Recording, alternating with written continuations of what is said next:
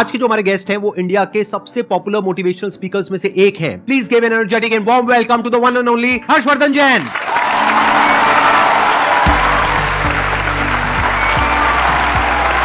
क्या हालचाल जी? Same to same.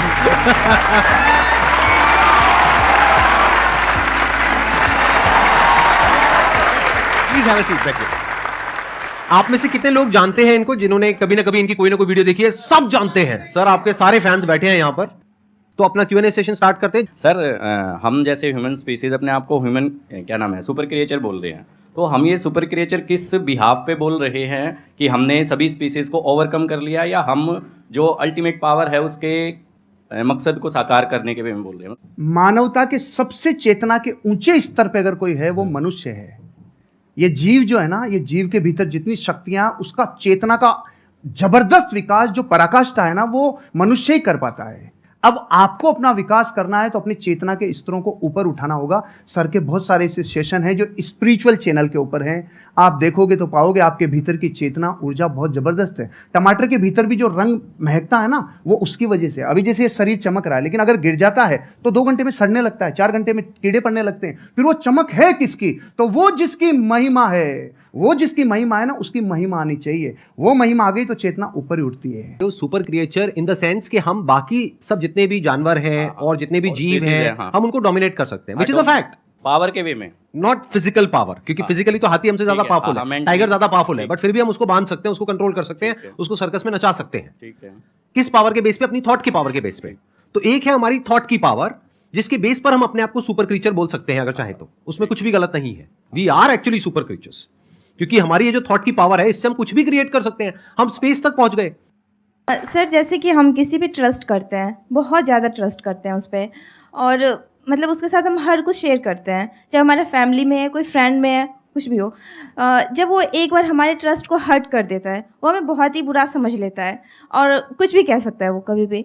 तो दोबारा अगर उससे रिलेशन बन रही है, हमारी बातें करनी स्टार्ट हो रही है, सब कुछ हम इग्नोर करके, तो क्या सर दोबारा से उस पर हमें वही ट्रस्ट पहले वाली लानी चाहिए, उसके साथ शेयरिंग करनी चाहिए, या उसके साथ मतलब खुल के हम बातें कर सकते हैं कुछ भी?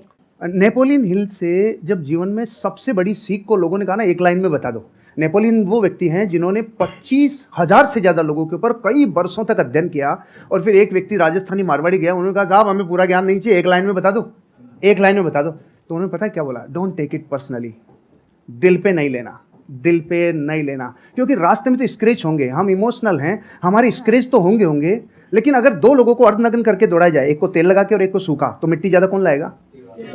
तो तेल लगाना बंद कर दो। यहाँ नहीं, दिल पे तेल लगाना बंद कर दो, हृदय पे लेना बंद कर दो, नहीं तो जैसे ही मार्केट में जाएंगे लोग तो आपको कुछ कहेंगे। तो पहली बात तो दिल पे नहीं लेना, क्योंकि दिल पे लेते लेते तो खत्म ही हो जाएंगे, फिर सबका दिल पे लेते चले जाएंगे। एक बात। दूसरी बात, आप कह रहे हैं दोबारा ट्रस्ट करें कि नहीं करें, सोच समझ के, विचार करके, क्योंकि जिस व्यक्ति ने एक बार ट्रस्ट तोड़ा है तो फिर वहां पर एक सिद्धांत लागू होता है, प्रेम भाव हो सब जीवों से, विश्व के हर जीव से प्रेम हो भाई, करुणा स्रोत बहे दुखियों पे, दुखियों पे फिर विशेष करुणा बहनी चाहिए। प्रेम भाव हो सब जीवों पे, करुणा स्रोत बहे दुखियों पे, दुर्जन में मध्यस्थ विभो, ये जो दुर्जन है ना उसमें फिर थोड़ा मध्यस्थ विभो उन पे, और गुणी जनों में हर्ष प्रभो। जैसे सर गुणीजन है तो ऑटोमेटिकली हृदय से एक श्रद्धा बहती है। तो प्रेम भाव हो सब जीवों में, गुणी जनों में हर्ष प्रभो, करुणा स्रोत बहे दुखियों पे, दुर्जन में मध्यस्थ विभो। दुर्जन से थोड़ा दूरी बना के रखिए, आगे बढ़ जाएंगे। ट्रस्ट तोड़ने का मतलब क्या? वो छोटा भी हो सकता है, बहुत बड़ा भी हो सकता है। छोटा मतलब क्या कि आपको कहा कि हाँ हम यहाँ पर घूमने के लिए जाएंगे, और एंड टाइम पे उसने कह दिया नहीं नहीं जाएंगे, ये भी ट्रस्ट तोड़ना है। और एक है कोई बड़े लेवल पे ट्रस्ट तोड़ना, यानी कि आपकी शादी हो गई है और कोई तीसरी बीच में आ गई है, I am just giving an example. या फिर उसने पैसा आपसे लिया बोल करके कि 15 दिन में दूंगा या दूंगी, और बहुत पैसा आपसे ले लिया जो आपने कहीं से अरेंज करके दिया, उसके बाद में आप उसको फोन कर रहे हो, फोन ही नहीं उठा रहा है 1 महीने तक, 2 महीने तक, एक आध बार ना उठाए तो हो सकता है कोई जेन्युइन प्रॉब्लम हो, बट आपको समझ आ गया उसकी नियत ही नहीं है पैसे वापस करने की। तो जब आपको समझ आ गया है कि वो इंसान भरोसा करने के लायक नहीं है, तो दोबारा भरोसा क्यों करना है? तब तक जब तक कि उसको एक्चुअल में पश्चाताप नहीं होता है। इंसान बदलता है, ये प्रकृति बदलती है, सब कुछ बदलता है। इस दुनिया में एक ही चीज कांस्टेंट है, दैट इज चेंज। सब कुछ बदलता है। तो हो सकता है वो इंसान आज ट्रस्टवर्दी ना हो, लेकिन 6 महीने बाद या 1 साल बाद वो पूरी तरह से बदल जाए। तो आपको देखना है कि क्या वो उसकी एक गलती थी। गलती किसी से भी हो सकती है, आपसे भी हो सकती है, मेरे से भी हो सकती है, इनसे भी हो सकती है। तब तो ठीक है, उसने पश्चाताप कर लिया और बार बार आपको सॉरी बोल दिया, कर दिया, बात खत्म।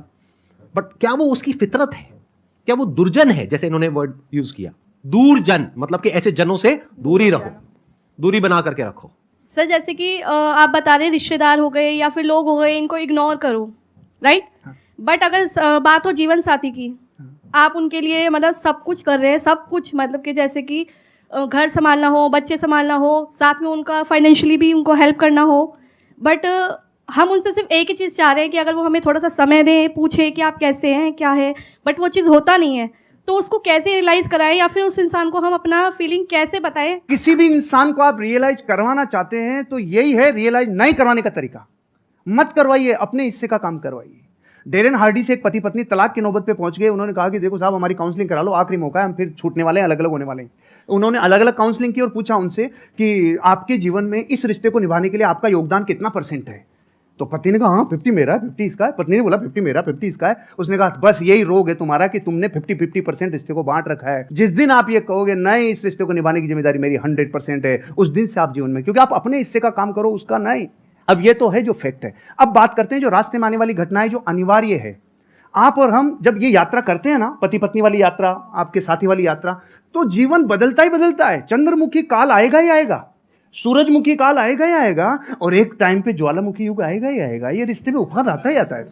यहाँ पे देखो ना, आप शुरुआत में गाने कैसे होते हैं, चोरी चोरी दिल तेरा चुराएंगे अपना तुझे हम बनाएंगे। सुशीला बैठी है ना इधर, इसलिए मैं ये गाता था, इसलिए बताया मैं। अच्छा, आपकी वाइफ भी आई हुई है? सुशीला आई है ना। अरे बिग राउंड ऑफ अप्लॉज। हाँ, नमस्कार जी, नमस्कार। एक बार ये कंप्लीट कर लें, उसके बाद आपसे कुछ बात करूंगा। हाँ, yes, yes. फिर गाने थोड़े दिनों के बाद थोड़ा बदल जाते हैं। जिंदगी में कोई कभी आए ना बदला। बदलते हैं कि नहीं बदलते? बदलाव को स्वीकार करना चाहिए, परिस्थितियों को अपना काम करने देना चाहिए। लेकिन आप जब पूरी ताकत इस पे लगाते हो ना कि सामने वाले को रियलाइज हो, नहीं होगा। फिर हमने उल्टी तरफ रास्ता, उल्टी तरफ अपनी ताकत लगा दी। आप अपने हिस्से का काम करो, एक दिन उसको जरूर समझ में आएगा। अब एक स्पिरिचुअल आंसर भी है। आपको पता है इन रिश्तों में कौन आता है? जिसका पिछला कैरी फॉरवर्ड बाकी हो, पूरा बदला लेगा, पूरा वसूल करेगा जितना बाकी था ना। क्योंकि पिछले बहू में वो पत्नी थे, आप पति थे, तो जितना अब समझ लो आप, मतलब कैरी फॉरवर्ड रिश्तों में आते ही वो है। क्योंकि अब जमाना बदल गया, युद्धों का जमाना नहीं है भाई, अब जमाना बदल गया। तो यहाँ बेरी बन के कई बार रिश्तों में लोग आते हैं जो अनंत काल के लिए आए हैं। इसलिए एक ही रास्ता है, सबसे क्षमा, सबको क्षमा। यही है परस्पर उपग्रह जीवन नाम। थैंक यू जी, बहुत बढ़िया। अच्छा, अब मैं एक बार, आपकी वाइफ भी आई हुई है, हाँ, उनसे कुछ बात कर सकता हूँ, अरे कुछ सर, पूछ सकता हूँ? एक बार माइक उनको दिया जाए। हाँ। जैसे इन्होंने बताया एक काल के बारे में, स्पेशली वो मेरे को काल काफी इंटरेस्टिंग लग रहा है, ज्वालामुखी काल। तो ये काल अभी नहीं आया हमारे बीच। अभी तक नहीं आया। मतलब शादी को कितने साल हो गए आप लोगों के? 17-18 साल हो गए। 17 साल। इनके बारे में कुछ ऐसा बताइए जो हम लोगों को नहीं पता है, मतलब किसी को, पब्लिक को नहीं पता है। अच्छी क्वालिटी और ऐसी कुछ नेगेटिव क्वालिटी। एक्चुअली सर ये ऐसे ही है कि कुछ भी ढका हुआ रखते ही नहीं, जो है ना, जो सबके सामने है। ये तो हो गई अच्छी क्वालिटी। जो हर सर इंसान सुनना में कुछ चाह रहे हैं प्लस भी होता है, कुछ माइनस भी होता है। जो सर सुनना चाह रहे हैं ना वो बोल। ऐसा तो मुझे कुछ याद नहीं आ रहा कि कुछ नेगेटिव तो कुछ मुझे लगता नहीं है। हाँ, इन दिनों जरूर हुआ है कि थोड़े से फेमस हो गए हैं, तो हम दोनों कहीं अकेले निकलते हैं कि चलो थोड़ा टाइम के लिए स्पेंड कर ले, और मार्केट में जाते हैं, सर सेल्फी, सर ये, तो वो थोड़ा एक मुझे नेगेटिव लगता है। लेकिन इनकी पर्सनैलिटी में कुछ भी नेगेटिव नहीं है वो। अच्छा, सच सच बताना, जब जैसे आप कहीं गए मार्केट में, अब एक तो है कि कोई लड़के आकर के फोटो खींच रहे हैं, चलता है। एक है कोई सुंदर सी कन्या आई कि सर मैं आपकी बहुत बड़ी फैन हूँ सर, और उसने आकर के ऐसा होता है, और उसने आकर के मोबाइल आपको पकड़ा दिया, तो फोटो खींचो। तो ऐसे में क्या होता है? सुनने दो, मैंने भुगता हुआ है इसलिए मैं पूछ रहा हूँ। नहीं, ऐसे में ऐसा होता है कि सर फिर किस थर्ड पर्सन को बुलाते हैं कि भैया आप मोबाइल ले, सुशीला आप भी आओ हमारे साथ, फिर हम तीनों की पिक्चर होती है। मैं इसको साथ अकेले किसी लड़की के साथ। अच्छा, अकेले लड़की के साथ फोटो नहीं खींचते हैं? मैंने आज आपको पर्सनली पहली बार देखा है। मतलब आप जैसे मोबाइल में देखती हूँ मैं, उससे बहुत ज्यादा स्मार्ट हो, अच्छे लग रहे हैं। सर आपका क्या कहना है इस बारे में? सर मेरे से ज्यादा यही देखती है। अच्छा, और मैं जब नहीं देख पाता और इतना ज्यादा व्यस्त रहता हूं तो ये मेरे को पूरी रिपोर्ट देती है, आज की वीडियो में ये था, आज की वीडियो में था, पूरी समरी मेरे को आपको यही देती है। सर आई मस्ट से आप दोनों की जोड़ी बहुत अच्छी है और may God bless you both. Thank you sir, thank you. हाँ, आपकी और मैम की भी बहुत अच्छी है। मैंने आपका वीडियो देखा था आपने, और हमारा वीडियो देखा था? मैंने रिपीट 2-3 बार देखा कि कितना अच्छा हमने बोलती है पूरा- मैम। मतलब मैं कैमरा फ्रेंडली नहीं हूँ। अभी आपसे बात करी तो अच्छा, अभी मेरे सामने कैमरा आ जाएगा तो मैं बोल नहीं पाऊंगी, तो इसलिए तो मैम बहुत अच्छा बोलती हैं। आप मेरी तरफ से उनको बहुत बहुत congratulation. Done, I pass on your message please. Very good. अब एक काम करते हैं छोटा सा, अगर आप लोग हाँ कहो तो पहले ही हाँ, पहले सुन तो लो। मैं पिछले कुछ टाइम से मेंटलिज्म सीख रहा हूं, तो इनके साथ कुछ किया जाए। आप में से कोई भी मेरे को अपना आईफोन दे दीजिए। तेरे वापस नहीं आएगा। हो सकता है वापस ना आए, मतलब ये तो गुरु दक्षिणा है भाई। चल जाएगा अगर अरे भाई नहीं नहीं नहीं, नहीं, नहीं। अरे प्रभु, कोई भी पर्सन का नाम सोचिए अपने माइंड में जो बहुत फेमस हो। वो एंटरप्रेन्योर भी हो सकता है, हॉलीवुड का भी कोई सेलिब्रिटी हो सकता है, बॉलीवुड का भी हो सकता है, हो भी सकती है, मेल फीमेल कोई भी हो सकता है, सोच ली। बिजनेसमैन भी हो सकता है, कोई फेमस इंसान।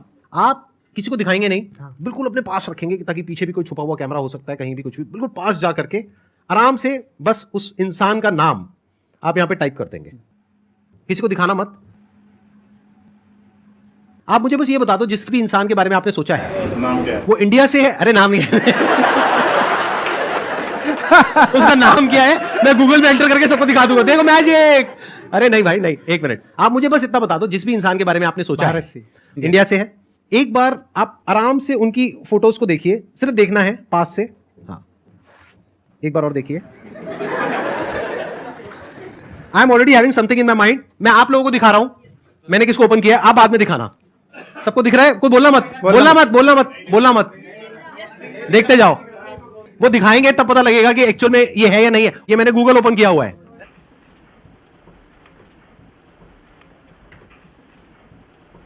दिखाओ सर कौन है। सच में